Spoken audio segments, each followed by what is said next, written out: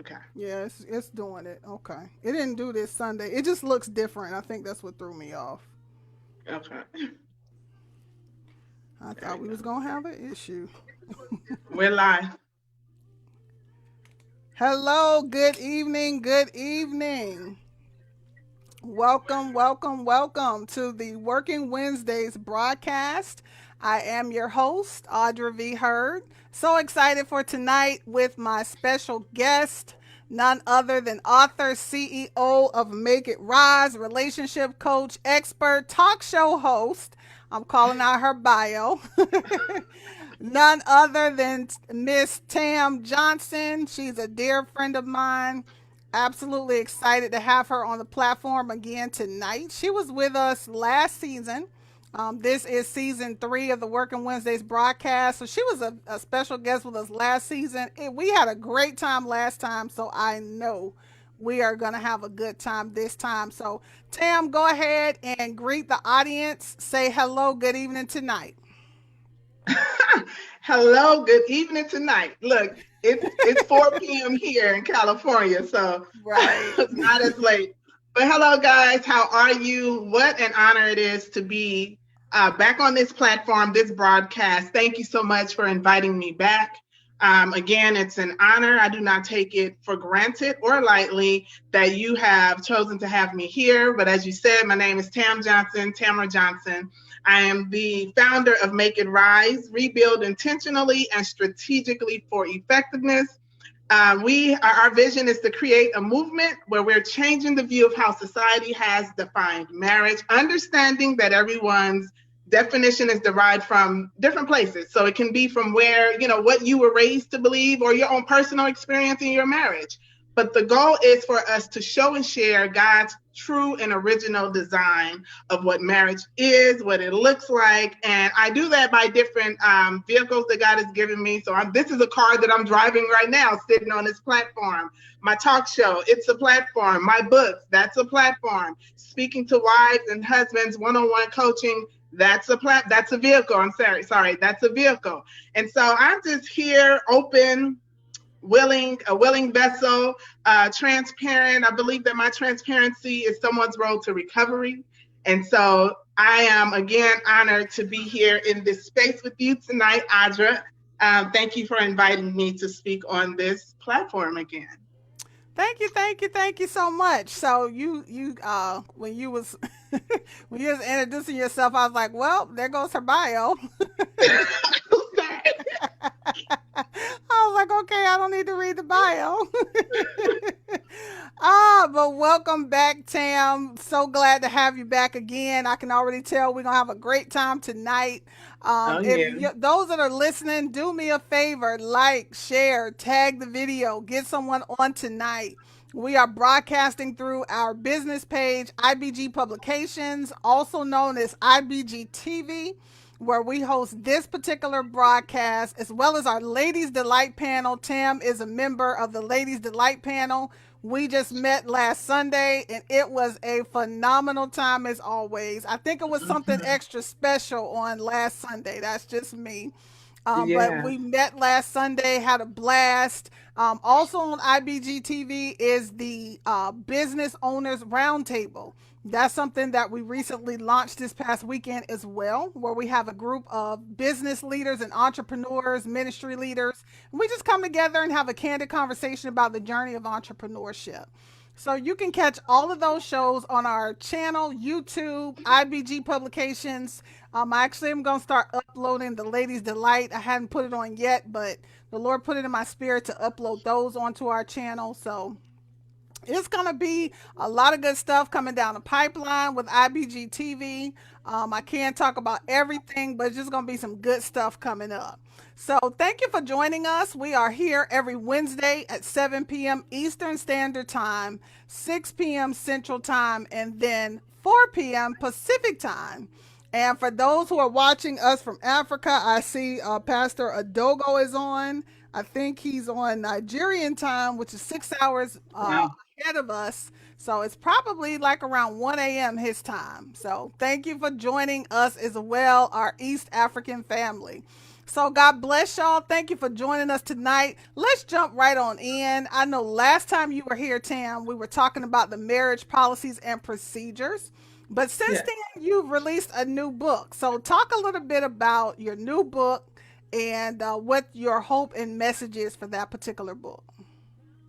Absolutely. So my new book, my latest, well, not my latest, but yeah, the new book, Life After the D, with and D is for divorce, Life After Divorce, was written because I was put in a place of being divorced, and I knew what it felt like to have lost or gone through such a traumatic experience. Coming out of that, I felt extremely broken. I felt like a failure. I felt like I was in so many different pieces. I felt as though I had set some of me to the side so that I can be a wife. And so once I was back to just being Tam and not the missus, I found that I was searching and looking for different things about me that, as I said, I had set to the side. So my goal with this book was to reach out to the women. It's the women's devotional, was to reach out to the women to help them put the pieces back together and to live life loud, right? The way that God has designed for us to live. Live who you are. Because you are divorced doesn't mean that you are less than a woman or you are less than who He initially created you to be. And so my goal in doing that, and I've done workshops, I have workshops for that as well, is to help women to recognize, realize, and just to tap into those pieces that they have allowed to be broken and bridge them back together so that we can walk and live life loud. Well, that's good stuff. You're saying some things that are key, that we can be all in all kind of different pieces, especially Yeah. after a relationship that we anticipated. I know when I got married, I thought it was forever. So, Yeah. even considering divorce was just like a throat gulp. Like, really? I have to consider that option, and so I Mhm. think that your book is very key, for helping people put the pieces back together, especially when you have certain expectations, out of Right. marriage. If you saw successful marriages in your family, but now you have to divorce, so it's a Right. lot of pieces that come to that puzzle. And like you said, the Mhm. the self-esteem is a part of it as well. What did Yes. I do wrong? What could I have done differently? Right. Right. So Yes. it's just so much that goes with that. I know at one time you had done a workshop. Are you still doing the workshop that goes along with the book?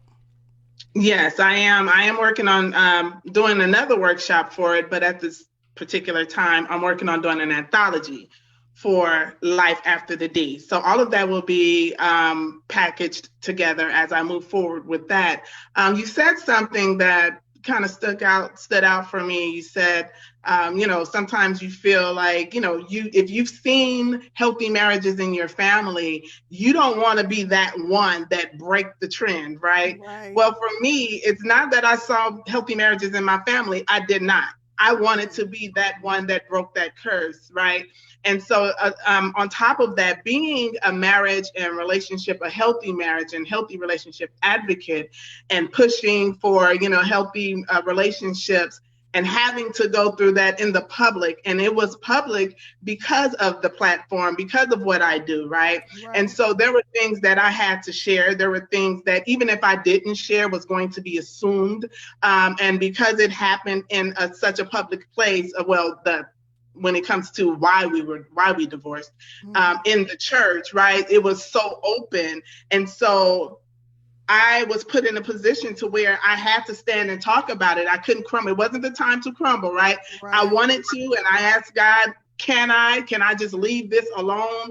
How dare I stand before your people or just people in Hmm. general and speak about what marriage is supposed to be and what it looks like if mine is where it's at today, right? And God said, your purpose has nothing to do with your status. And so Hmm. because of that, I had to move forward with what my purpose was, and also deal with, heal, cope, and move forward with what my status was becoming. And so Hmm. I'm actually grateful today that I was given the opportunity to experience that. I count it all joy that He chose me. I was chosen to be here where I'm at today because He knew that He could trust me with the mission that he's given me. And so in order for me to teach this thing, I had to live this thing, right? And while I understand it now, I didn't understand it at the time, but I did trust God, right? Yeah. I had some times, some moments where I was kind of like, okay, God, I know what you said, but, Looking like right? that. Yeah, but. And he said, he just continued to encourage me, and he continued to send people my way, people that I did not know, people that didn't know my story, but were encouraging me. And that was just a reminder of how much he loved me, right? He loved me enough to send somebody to my rescue, and no one that I was going to say, well, she knows what's going on, so of course, or she liked me as a person, so of course. But I mean, complete strangers. So I, again, am just honored that he chose me to walk this walk, so that I can be somebody's living testimony and I can be somebody's hope. Yeah, yeah. You use a phrase about being someone's road to recovery, you know. I think you say my testimony, or how do you say My it? transparency is someone's road to recovery. Right, right. So, do you find it, just being honest? Because sometimes I find it easy to be transparent, sometimes I don't. Yes. So, do you find it easy to be transparent with people, or do you feel like it's challenging at times, or is it always easy? Some people, it's always easy, but for me, it ain't always easy to be transparent. Right, right. So I will say this, because the majority of that particular story, of why or what led to the divorce is in a book. Yeah. It's easy for me to talk about it, but there are times where I have to go a little deeper, or I have to specifically talk about something, and it is very challenging, right? Yeah. And so it's not easy. And I don't know if you've ever heard me say this, but those times where it's a challenge, I usually start off by asking the viewers or the listeners to suspend your thoughts about where I'm at and hear God. Okay. That's a dead giveaway. And I'm being transparent right now, because really I'm talking to the viewers, but it's me calming myself. It's me saying, Tam, you're right where you're supposed to be. Speak what God is giving you. Now, here's the thing with being transparent for me.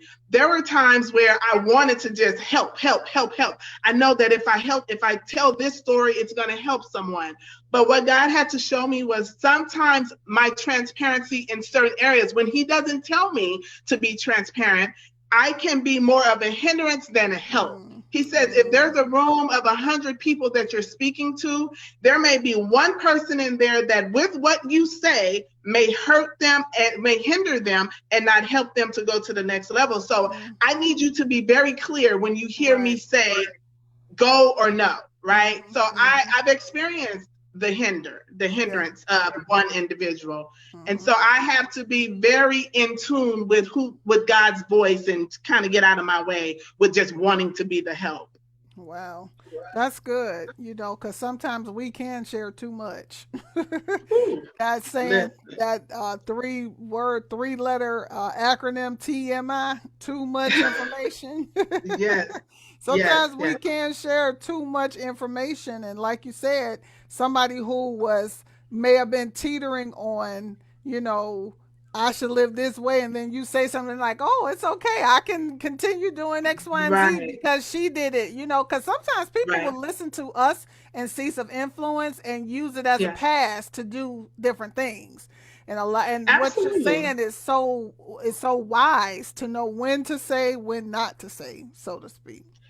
Absolutely. Many times we are somebody's Bible, so to speak. I always say that it's very important for me to remind myself every time that I'm on platforms, or I'm speaking to someone, or I'm speaking to a crowd, it's very important for me to remind myself that I am representing and representing God to somebody, right? There's some people out there that, as a result of COVID, have said there is no God. They've been raised to believe that there is a God, and they did believe that there was a God, but because so many things have been allowed to happen, they kind of remove themselves from being in the family, right? So God says, you have to represent me. And your way of representing me is to kingdom build by being who you are, right? Allowing me to speak through you, and you sit down, and being very careful. Like you said, we have to be very careful with what we share, how we share it, and be mindful of. So there's sometimes where we don't know who our audience is. So I Right. know that on my platform, I'm Christian based, right? So that's just who I am. And if you come in my house, you're going to get what I give because it's my house. But if I come to your house, I have to be mindful that I don't know who I'm sharing with. And so Right. where I may be giving you because the Bible said and God said and Job this and that, I have to be mindful that that may be a turnoff for someone. So speak principle, be able to relay the message without being so overbearing and feeling like I'm forcing them to understand my beliefs or take Right. on my beliefs. Right, right, right. That's good. So with, writing the book, how do you feel like it's impacted you personally? Was it a mandate from God to do this book? Was it a good idea? Cuz some people write books off of a good idea. It's just a good Right, idea to write right. about this subject. So do you feel like it's impacted you in some sort of kind of way, or how do you feel like it's been influencing you personally? Absolutely. So with life after the deed, that was something that God and I came together on. My first book, Marriage Policies and Procedures, I was voluntold. I didn't really want to do that one. That was something that he assigned to me. But Life After the D, that particular book has definitely impacted my life because it gave me the opportunity to go back to my journal. So that book is compiled of my journal entries from when I was going through my divorce, and then I went back and wrote what God's response to my entries were. Hmm. So in this book, you will find all of the chapters are my journal entries, and then his response. So it's she said, he said. Many people get the book or they look at the title of the book and they say, she said, he said, thinking that he is my husband, and they getting it for the tea, but that's not the case. It's what I said to God and then what his response was. And so what that has done, the impact it's made on my life, is just going back and reading over my journal entries and saying, wow, this is where I was then and this is where I am now. And now I can share this with another sister to help her kind of come through, get through, heal, put the pieces back together, and remember who she is. And maybe she didn't know who she was prior to getting married, right? So now this is my opportunity to share with her who God says she is.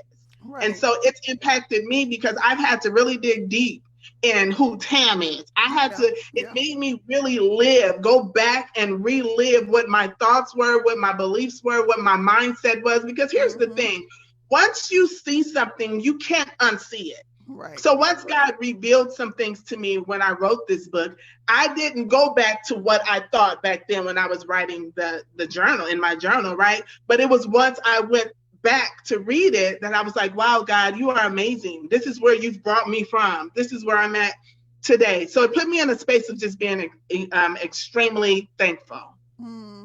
Wow. And you said something else that was key, that, when you were journaling, that you also recorded what God said back to you. And I think that Yes. that's very important because oftentimes when we're going through transitional times, because that's what that was for you, was a transitional time. And a lot of times when we're going through that time, it's kind of hard to hear God's voice, so to speak, Yes. because of the Yes. pain, because of what we're going through. Emotions are raging. Could be anger, could be, some people get Yeah. angry at God when stuff like that Yes. happens. So it's challenging to hear back what God is saying. Right. So and I think that's key too, to people understanding their prayer time. There is Yeah. no prayer time I go into that God doesn't speak back to me. Yeah. Unless I don't sit there long enough. Let's say it that Right. way. Yeah. So hearing what God said back to you is very key, and I'm sure you can attest that that's what helped carry you through, that Oh that yeah. season, that time. Most definitely. There were many times where honestly, Tam, wanted to just throw the towel in. I wanted to give up. There were times where I pulled into, my church parking lot because he was still there going to the church and she was still there going to the church. And there were times where I pulled in the parking lot and I was like, yeah, I quit. I can't do it. But I'm a leader in the church as well. So I had to consider my position. I had to consider that it was more than me that was riding on me being there and showing up. And so God would give me, he would give me time to feel what I feel, right? And do what you do and break down. But here's the thing, God knows me so well, as he know all of us. He knows me so well that he understood that I will get stuck in a space. I would get stuck in a place. And so what he did was he allowed me that time to cry, to break down, to ask questions, to do all of those things. And it was almost like immediately that I'd hear him say, okay, time to go. And I would literally pull it together. And it wasn't that I was just I was faking or anything like that. It was a coping season. I did have to cope through some of this, right? I had to cope before I could heal. And I talk about that quite often. Even in my book, I talk about how we are told to just cope, right? No one tells us that you have to phase from coping to healing, because coping just says, okay, I look the part. I look like I'm okay. I look like things are well. I look like the pieces are together, but I don't want them to know. Well, in the real coping world, I was going through this thing and everyone knew what I was going through, right? The majority of the people knew what I was going through. But what it did was give God an opportunity to shine, to stand up in me, because wow, I felt the eyes on me. Even when I didn't see them, I just felt it, right? And it was nothing but God's strength that allowed me to just continue to walk with that posture and say, okay, and speak to myself through the coping period until I was able to begin to heal. So as I began to heal, I knew what happened. I knew what took place, right? But it just really didn't faze me anymore. It was like, okay, it happened. They see me. I see you. Let's just move forward, right? I had to just accept the process, the journey. And if I could say that to the viewers, accept the process. Just know that there's a process to getting to any goal that we have. I had a goal to be healed. I had a goal to get through this thing, to be over the pain, the hurt, the embarrassment, all of those things. That was my goal. But not once in the beginning did I say, but there's a process. And in this process, there are going to be some bumps, some bruises. I'm going to get beat up in some places. People are going to talk about me. They're going to lie on me, right? People aren't going to trust me anymore. I didn't take any of that into consideration. I just said, I want to arrive to heal. And God says it doesn't work like that, because I'm developing something in you. In this time of journey, I'm developing something in you that you are going to need on the other side of this thing. He says, you're going through it, but on the other side of this thing, you're going to teach it. He says, because everything that you're going through, you had to go through it. You had to live it so that you can teach it. I don't just have you going through stuff for the sake of going through things. Now, that's not the type of God that we worship, that I worship, right? And so that is why I can stand today and say, thank you, Lord. Thank you for choosing me. Thank you for trusting me. And here I am today. Yeah. And that making process is the part we don't want. We don't want to be made. Don't shape me. Don't mold me, Lord. Just take me to the next place, God. Let the pain be over and let me get to the next place. That's how we feel, and popcorn. Microwave mentality. Get me to the next space. So, it's key to allow God to make you in that process. So that's good stuff. Let me pull our audience in real fast. We got a few people watching. Bernice is watching. She says she just purchased, so she went and got your book. Thank you. Because I put your website up, so your website's on the description. So she just purchased. Thank you. And so we got a few people on. Let me see who else is on. Can't see anybody else commenting, so I can't really tell exactly who's on. But nevertheless, like I said, she's on. She went and got the book. Share, tag the video for those that are watching us live tonight. Share, tag the video. And even if you catch the replay, just put in hashtag replay and still share it. It's a very good conversation tonight. So let's talk about let's move around a little bit. Let me see, where do I want to go? Let's talk about because we know what book you're working on. You're working on the anthology. Before I shoot to the next topic of discussion, how do people become a part of the anthology? Because I don't think you shared that part. So how do they become a part? Absolutely. So they could either send me an email or send me a message, inbox me with their email address.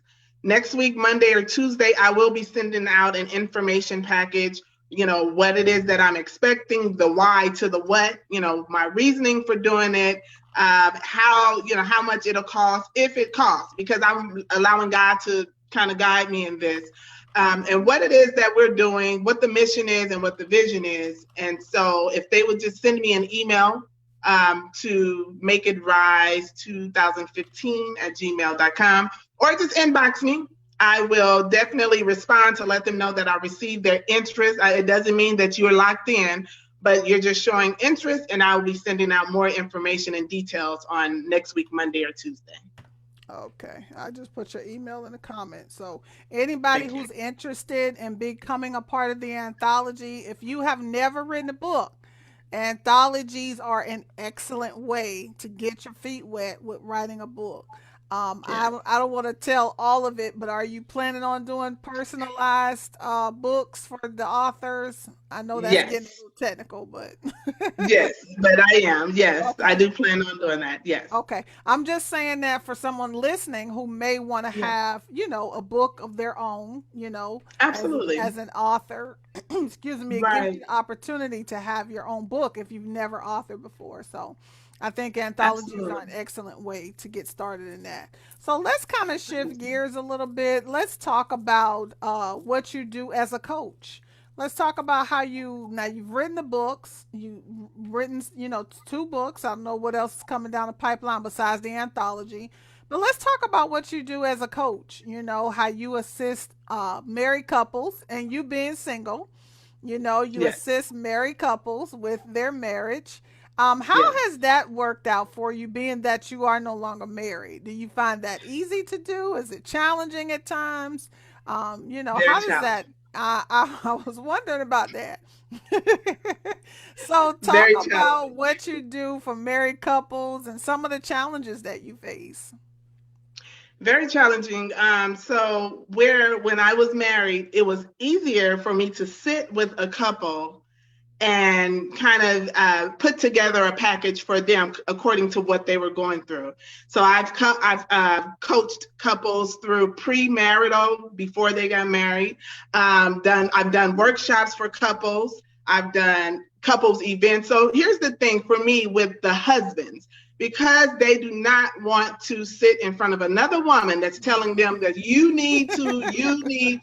I get it. I get it. I Yeah, got yeah, you, brothers. yeah, I get it, right? yeah. I decided to create events. Like I did an all Okay, white party, a masquerade party. I did that to bring in the husbands, but also have an educational piece in there where I have a male speaker or I have a male whatever it is on the program to tap into them because I get it. How can you, as a woman, tell me, as a man, how I'm supposed to do X, Y, and Z? I can tell right, you what the book says, the book as in the Bible. I can give you my experience, but I'm not a man, so I get it. I understand where that question right. would come. So that's the way I've done it for the couples and the married couples. Hmm. Now, here we are in 2021, and I had many single people saying, when are you going to do something for Yeah, singles? When are you going to do I something noticed for you've been singles, doing right? single stuff lately. Yeah. Well, at the time I was like, God hadn't given me anything, right? But it Okay. makes so much sense right now. Yeah, yeah, When yeah, I say it is so clear, it's yeah. so clear that He gave me the approval to go ahead and move forward with not saying that I'm no longer doing married couples because Right, that is the foundation of Make It Rise. This right, is how it was described to me before. When we go to McDonald's, they have their menu, right? And they have seasonal items that come on. They have that's the good. McRib, right? That's But it good. doesn't take away from what the Big Mac is. It doesn't take away. That's still provided. So here Yes. I am. The foundation is marriage. The foundation is healthy marriages, right? Mm-hmm. My goal in that is to show and share what God's design, original design for marriage is. But here's the thing, Audrey, it's so important for us to understand that before I can become a healthy wife or before you can become a healthy Mm-hmm. husband, you Mm-hmm. must first be a healthy individual. And so that Right. shifts into being single, right? Being Mm-hmm. single and being able to live a life or develop yourself before you step into the role of being a wife or being a husband is where God is shifting me and taking me now. So on my talk show, I am doing a single series, Okay. right? So we're doing a 6-part single series. And God gave me that as a result of me being single, right? I mean, being single, and unmarried. He had to take me through some things in my Right. life Right. after my marriage. He had to allow me to be he allowed me to be in a relationship. He allowed me to learn some things, not only about the person that I was with, but more so about Tam, where I was, where I needed to be, and where I wasn't, right? Mm-hmm. What I needed. What I Yeah. thought I needed was not necessarily what I needed.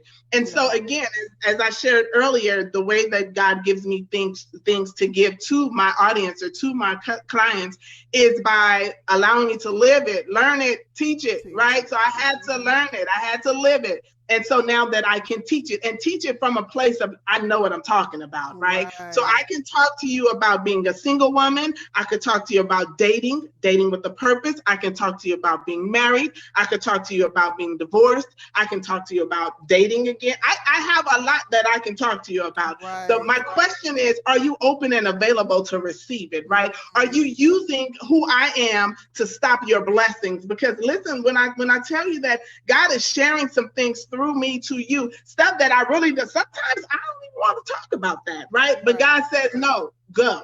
This is what I need you to share. This is what I need you to give. And Mm-hmm. so what I'm doing for the singles right now is actually preparing. It's a preparation journey right Yes. now.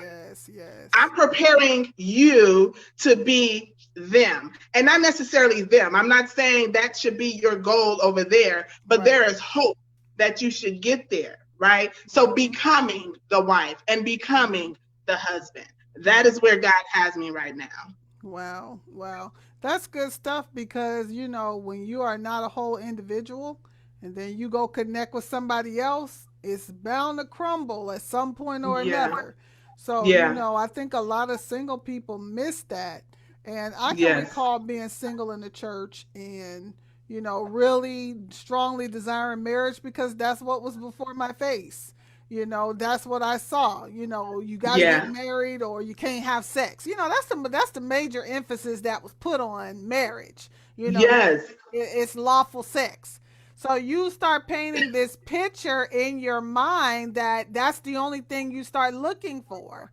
So you don't go any deeper into yourself to get to those Right. levels of healing that need to happen Yeah. because you're so busy striving for the wedding and striving for the Right. day that you do it. The wedding and not the marriage. Right, exactly, exactly. And we didn't honestly in the era that I was coming up single, we didn't have stuff preparing us for marriage. I'm just going to keep it Right. real. We didn't. Right. We didn't there was it was do your ministry, come to church, do your ministry, and your ministry was serving at the church.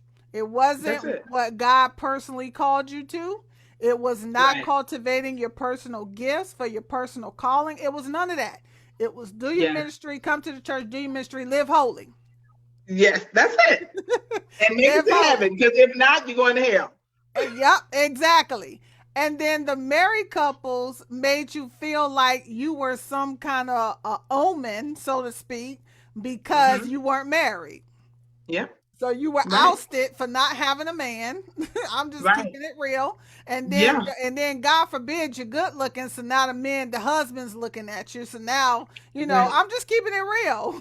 Yes, you are. They're Yes, you feeling are. some kind of way because he can't stop looking at you. You don't want him, he's married. So these Right. are the things that I personally dealt with in the church. And like I said, there was no class. It was almost like I was made to feel like I wanted something bad because I wanted to be married, or Yeah. something's wrong with you. You want to be married. You're supposed to be single. And you're supposed to serve the Lord. That's the Right. attitude that was spit at me. And Right. so, Right. we've been doing on the Ladies Delight panel, talking to women, preparing them for marriage because it's Yes. biblical. When Esther married the king, she spent a year in preparation. So that's Yes. biblical. That is biblical. It's Right. biblical. So Yes. why are we not creating these opportunities, I like to call Right. them, for single Yes. people to be prepared for marriage. How to keep your house, how to, balance. We talked Sunday, you said harmony, not so much as balance, but harmony. How do you Yes. harmonize with your mate when you got a calling and he does too, and blended Right. family and all of this Right. kind of good stuff? It's not Yeah. being taught that often for single people. Right. Then the emphasis starts being put on dating, which there's nothing wrong with dating, but then Right. how far, it's just so many caveats to It's so being many single. compartments to it. Yeah, Mm-hmm. it's so many things. And then, for someone like me who got all the accomplishments, how do I fit a man into all of this? Yeah. Because I don't want to be single forever. So I think that the Right. Lord shifting you into, helping singles was very timely. Very you know, timely. yeah, very timely. And because you want to be married again, you don't want to be single forever. Absolutely. Right. So I Right. think that God does things and allows us to experience it first, so we could do like you say, live it, learn it, teach it, or learn it, live it, Yeah. teach it, so that we Yeah. can teach somebody else. So let's talk a little bit about where do you see yourself, because you've been on an evolution since we met this time last year, and you've been on an evolution, since then. So, how do you see yourself evolving in the next 5 years with what you're currently doing? Where you are. Where do you see yourself in the next 5 years? In the next 5 years, I look to be doing this 100% without sharing my time with my 9 to 5. I mean, I love my job. I do. I Mm-hmm. love what I do. It has Yeah. afforded me many things, Yeah. and I'm very grateful for it. But I also understand that there is a piece missing from Make It Rise, because I am attempting to balance Yeah. my time with the LA County Sheriff's Department, Make It Rise, being a mother, and being a ministry leader. So there's a lot that I'm trying to balance. And Mm-hmm. so I see myself in those 5 years not having to balance all of those things, but just being going full throttle with Make It Rise and Mm-hmm. creating a space, a school. You and I have talked about this Yeah. before. I want to create a school for Make It Rise, and I do want to have a section for the singles and a section for those that are married, one for the wives and one for the husbands. But I also would like to have partners that come on and assist me and walk through. I'm not on this journey by myself of Right. kingdom building. Right. There's other people out there that can help me. Right now, I am paving the way. Right now, I am creating a platform. I am sending out what my vision and my mission is, and also sending out to God what my desires are, right? Mm-hmm. And believing that He is going to send me my help. I know that He's going to send me somebody's, my husband. He's going to send me my partners, my business partners. It's going to be all in alignment because I'm being obedient. And see, here's the thing with obedience. Obedience is a door, is a key that will unlock every door that Yes. you see in front of you, right? Right. I oftentimes say that obedience is a key to a door that didn't even appear, right? Because That's until we're able good. to open our mind, until we're able to look at things from a different angle, until we're able to change the trajectory of what we grew Mm-hmm. up to believe and think, Yeah. that's a wall. It's Yeah. not a door that's closed. It's just a wall. Mm-hmm. And so as God is developing me and maturing me in Him and giving me the space and opportunity to just continue to grow and stretch, He is showing me, He's showing me doorknobs that are beginning to That's appear. good. That's good. Not completely, but I Yeah. see it in the far. It's like I can't even really describe it. But have you seen a picture that has like a little fuzz? You see the picture of the person, but behind it, it's a little blurry. Mm-hmm. Well, Mm-hmm. the doorknob is appearing to me like that. I see the door. Mm-hmm. I see a wall Yeah. playing, Yeah. right? Because that was my mindset They're trying to stop me. Nobody wants me to get by. Nobody wants me to grow. The wall. I saw the wall. But as I continue to grow and God continued to develop me, back there in the little haze, I see a doorknob beginning to appear. And God says, the more that you are obedient, the more that you are obedient, the more that that doorknob is going to be just as clear as what you think is a wall. He says, but it's a door, my God. Wow. So here I am beginning to see what I never seen before, but I'm also believing him for what I've never seen before, right? Yeah. Which means that my faith is growing, which means Right. that my belief is growing, which means that I'm trusting him more than I trusted him 1 year ago, let alone 14 years ago when I first got married. So Right. I know that in 5 years, God is going to take me to a level that I could never imagine, that eyes have never seen and ears have never heard, right? Because of my obedience. Yeah. Yeah. That's Sorry, I just good. went on a tangent. It is okay. It's okay. That's good stuff. That obedience will open a door that you didn't even know was there. Yeah. I can attest to that because, I was telling somebody the other day, I said a lot of times God wants us just to obey just to get you to the next place. Yeah. You're not going to know what's in the next place until you do the first act of obedience. You're not going to Right. know that it's really a door and it's not a wall until you Yeah. do the first step of obedience. You're not going Right. to Right. know there's even a knob because it could be a door without a knob on it. Come on, somebody. But you're not going to know that there's a doorknob that you can actually turn that will actually open the door, that you won't Yes. even need a key for it. Oh, thank you, Lord. The obedience was the key to the That's the key. doorknob. So That's the key. you don't even have to lift a key because the obedience opened the door automatically. Yeah. You are Somebody, a walking key. yeah, Hello. woo, that's good. You are a walking key. That is good stuff. You are walking key, and your obedience, it's just such a I just can't say enough how much when we obey God, what it releases for us in the Whew. natural and in the spiritual. Obeying God gives you favor with people you don't even know, that you haven't even met yet. You got favor with people Yes. that you haven't even met yet, but you won't meet them until you obey. Yes, That's so absolutely. that is so good. And I just had to insert that little testimony because when I obeyed God, when he told me to leave where I was and come to the person who had my miracle, I hadn't even met them yet. But my Whew. obedience got me to the door that opened up to the person that I didn't even know who they were. Yes, So yes, that what you're yes. saying is so good. Somebody need to hear that tonight. Your obedience is going to open doors you don't even know that are there. That's good stuff. Right. That's good. That's good. Yeah. So let's talk about what excites you the most when you deal with people, from couples to now single people to whomever you're dealing with. What excites you the most? What drives your passion, the most about what you do and who you serve? What drives my passion is when it's confirmed that they are doing the work. So here's the thing. Hmm. People have said, so how many couples have you saved? How many marriages have you saved? And my answer is zero. And I'll say why I said, because I Okay. didn't do the work. Yeah, yeah, yeah. They did the Yeah, work. yeah. I'm not going to take the credit for something that you did. God sent me to you to encourage you and to inspire you and to remind you, because what you need is in you or right at your fingertips.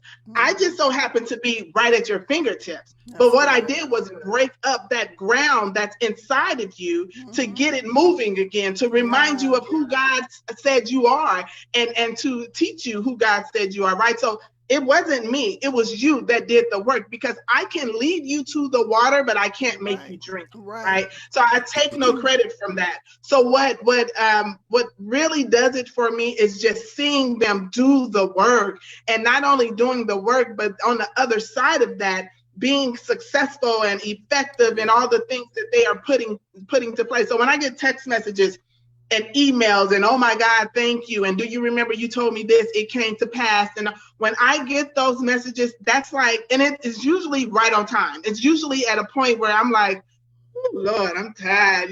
Like not today, or I don't feel like it, or I'm just going through my own thing. I need to reach out to my folks that pray me through, right? Mm-hmm. It's usually around those times where God have to remind me of Mm-hmm. the why to the what, right? Yeah. And Yeah. so that just does it for me. And it's not in a boastful way, Right. because it's just that I want to see us not need coaches, right? Yeah. I Yeah. want there to be no need for me. Yeah. Yeah. I don't. Now we can have a maintenance package. Let's maintain this thing, That's right? good. That's good. But I want to rid coaches. Mm. I think coaches should, if we could get to a place where we're disciplined enough That's to good. remind ourselves of what it is we need to do, That's if we good. can have that marriage policies and procedures in front of us and go back to it and remind ourselves and do the report card and talk to each other effectively, we could Mm-hmm. probably get rid of coaches. That's And that's good. just where I stand with that. You know, you took. I'm I, really passionate about this. I, I, I was gonna say you stepped out on a limb by saying that. I just want you to know to say get rid of coaches. Yeah, you stepped I out know on a it's a lot of serious y'all out there limb. like no, but for what I'm saying is, if we But keep it in I context, get it. I get it. yeah, I yeah, get it. I get it because it's just like a coach is designed to give you the tools and mm-hmm, to but the coach is not the one doing the work like you said. It's just mm-hmm, like and I use the analogy of a football coach. Since when does yeah, a coach get in the game and play? You ain't never you seen get a me, yeah, a coach has never suited up and put on a helmet or shoulder pads. Never. And they get right? paid just as much, if not more, than the players. Come on, Yeah, somebody. yes, yes, So I absolutely, totally get it. When you get the blueprint, you got to keep going back. The coach is responsible for giving you the blueprint, and you yeah, are responsible for going back to the blueprint. Not back yes, to the coach, back to the right, blueprint. So I right, totally get it. Because I'm the type of coach that once I teach you and train you, I don't want you to keep coming back to me. That's me. right, Because I feel right, like I've given you the tools of what you right, need to be successful. So I don't need right, to babysit you if you are a mature adult. I should not have to mm-hmm, babysit you. I should not right, have to pat you because you came to me for, like you said, a blueprint. yeah. So I totally get it. I just felt like you were stepping on a limb because you know some coaches they want people coming back to them at two, three, I four, know. five visits. I know, I You get it, know, but I was going somewhere with that. I was yeah, going somewhere yeah. with it. That's good stuff. That is good stuff. So, what do you feel like has been the greatest investment that you have made in everything that you have done, accomplished? What do you feel like has been your greatest investment? My greatest investment has been my time. That's good. My, Mm-hmm. my time is my greatest investment, because with my time, there are some things that I do that I'd prefer to be doing something else with. Like I'm fasting before talk shows, or I am preparing myself to provide of something to a couple or to a wife. Mm-hmm. But I know that in order for me to give them what God has for me to give them, I sometimes have to sit Tam down, get my experience, my thought, my opinion out of the way, Mm-hmm. so that I can give them what they need for their particular situation. Not Right. saying don't use my opinion or my Right. experience, but Mm-hmm. be able to use both, right? And I know sometimes we can get in our own way, so I have to sometimes steal away. I have to do Tam. I have to just be with God, be on my face, and that's just the time that I give, right? I don't. It's not always easy. Yeah. It's not Yeah. always easy, because there's some things that I want to do that doesn't consist of fasting. It doesn't Right. consist of uh, being quiet and being mindful of what I watch on TV and where I Mm-hmm. go with my girlfriends. There's some things that I have to take into consideration. So I would say my time, the time that I give, so that, and I think that's why I get so excited when they come back to me and say, "Hey, Tam, this is what happened, and this is how it's going," because my time given Right. was not in vain. Right, right. I totally agree about the time. And unless you're a business person, a lot of people don't have the concept of the importance of time. Time is Mm-hmm. an investment that you never get time back. When you can invest Mm-hmm. money and get money back, you can invest Mm-hmm. resources and get resources back, but you never Right. invest time and get time back. Never. Right. And Right. people don't understand that, I'm the type of person, just don't waste my time. Like, if you're Mm-hmm. not ready, if you don't want to do it, just tell me. I'd Right. rather you tell me no than waste my time. Because, see, now Absolutely. I've given you something I could have given someone else who was going to do something with what the time I invested. Right. So I'm huge on time as well. So I can totally get that as the most important commodity. So when it comes to, excuse me, when it comes to your legacy, what do you see as your legacy? I've had some people answer that question and they'll say, well, it's a living legacy. I want to enjoy it while I'm here. So what do you see as your legacy, and who do you plan on leaving that legacy with? That's funny because I'm still going to say it, but I do want to live my legacy. I do. But I also want to make sure that when I am no longer here, that I'm not taking tools with me that I could have shared while I was here. That's I would love to have, couples, individuals, single folks. I would love to see them just give it 100%, right? The good. righteous way, and not the way that the world would want them to do it, because Yeah. it's common. It's very Right. common for us to do that. There's a lot of pressure today to do things. It's not working. All right, get up out of there, leave. It's easy to go to divorce court. It's easy to just cheat. Well, if I'm over here messing with her or messing with him, it makes it better at home. I do not want to see that. That's not what I want to leave behind. I want to leave with my children, what it looks like to be a faithful woman, a Mm-hmm. faithful individual, a faithful wife, what her goals are, what Mm-hmm. she should be doing, what it actually looks like, right? There's been a lot of work that I've had to do, not only as a wife, but even as a single woman. There's been a lot of work that I've had to do to show my daughters, what it should be as a wife. But I'm single, but I have to instill those things in them today. So it Right. starts at home for me. Right.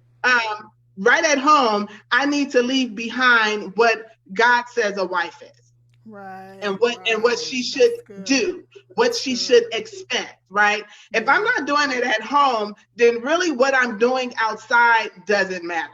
That's It good. doesn't matter. That's good. My legacy starts home and then it spreads abroad. So if I leave it with my children, my goal, my hopes is that they will then leave it with their children and it continues to go and grow, whether I'm here or not. So in my books, I would hope that people are able to continue to pick up. I hope it's something that they can pick up in 20 years and it's still Yeah. considered to be a tool, right? I want Right. to make sure that I'm providing things that I want to go home with you. Now, let me Yeah. say that I want to go home with you even when I'm here at 1826. I want to Mm-hmm. make it rise, want to go home with you. I Right. want you to be reminded of the workshops that you went to. I don't want it to just be a situation, an event that you went to. And oh, that was fun. And the decorations were beautiful and it was good. And we got pumped up and amped up. And then you go home and you're still living a raggedy life as a wife Right. and a husband, right? Right. So that is what my legacy would be if I had a choice. That's good. That's good. The key words that I'm hearing you say that you didn't say is change. That you want to leave a legacy of change. That, Mm-hmm, like you mm-hmm. said, you're not living a raggedy life. Don't take that away from my session.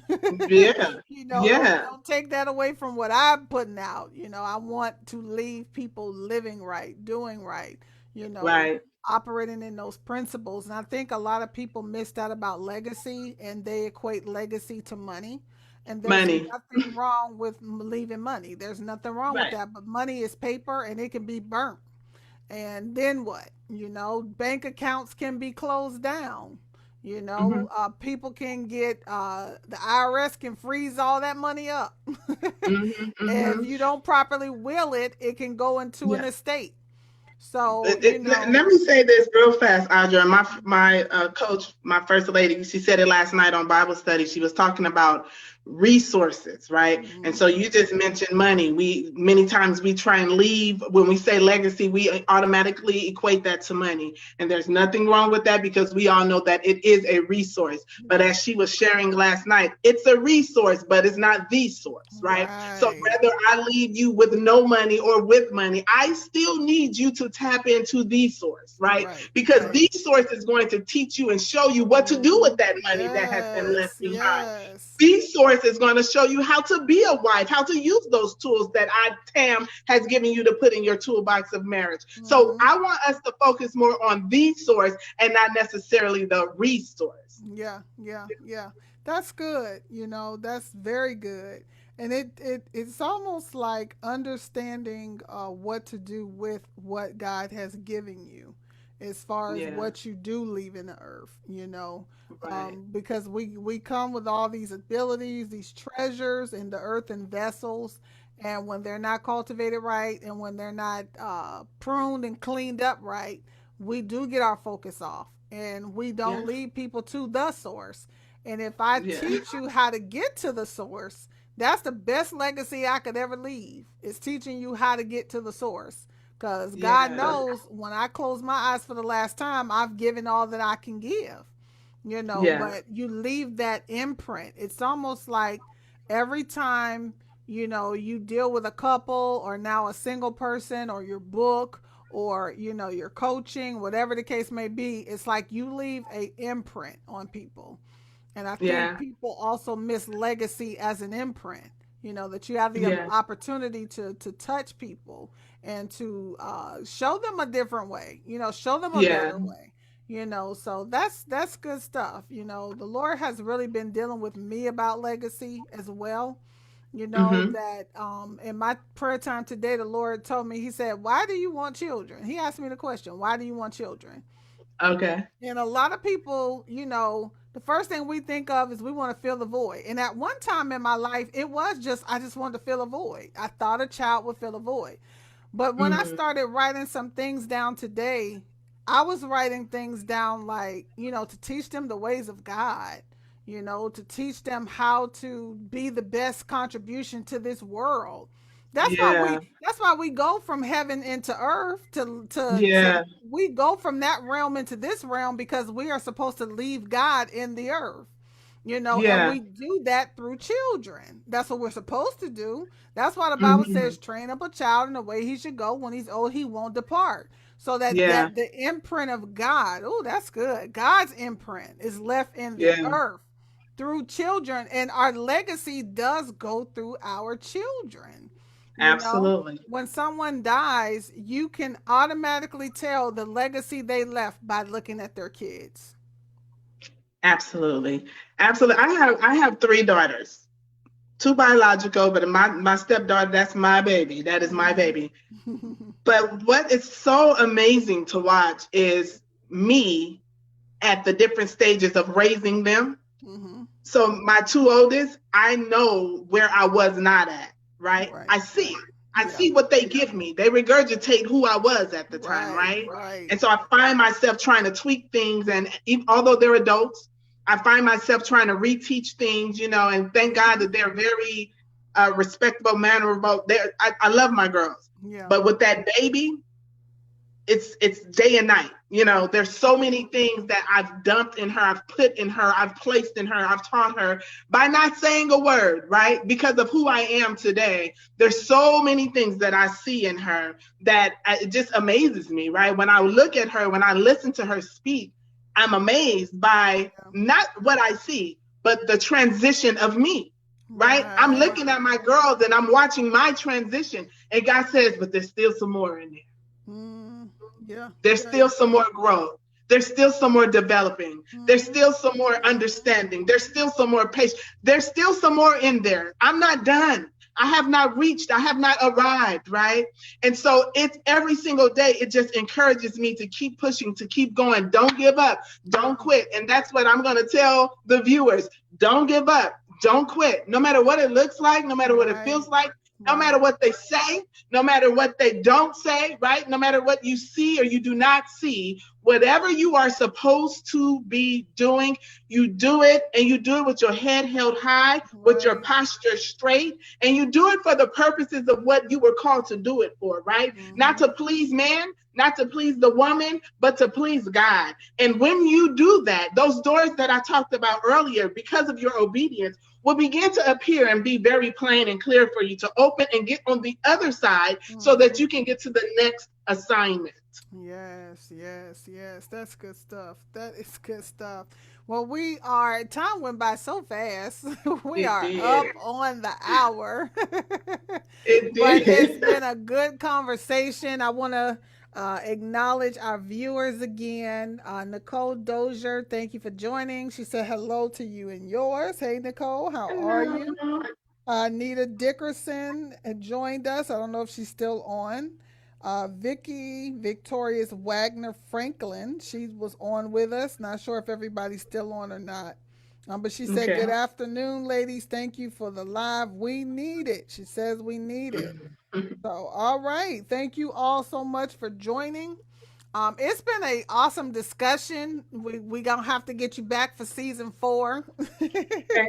I'm here for it. We will be doing season 4. I'm just deciding on when I'll take another break. But at any Okay. rate, whenever that happens, we'll make sure we get you back on. Before we close out tonight, tell the viewers where they can find you at, what you're offering on all that good stuff. Let the viewers know tonight.